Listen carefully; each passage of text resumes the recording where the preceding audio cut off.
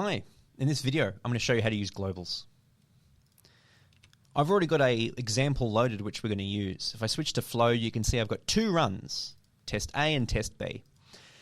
And they have windy wind farm loaded into both of the PSSC statics and the same with the dynamic model data. Now let's say I wanted to rerun this test, but I didn't want to use windy wind farm. I would have used sunny solar farm. That's kind of annoying because I have to go in here, I have to change this to sunny solar farm, this to sunny solar farm, this to sunny solar farm, and this to sunny solar farm. What would be really convenient is if I could kind of define it once. Whenever you start thinking like that, that's time to use a global.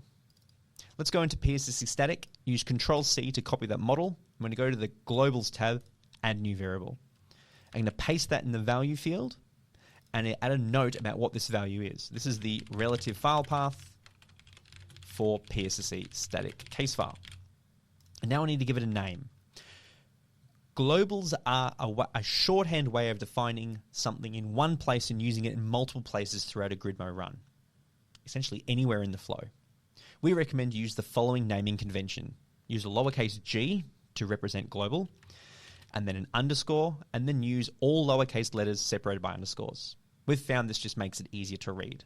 For example, PSSC case file, like that.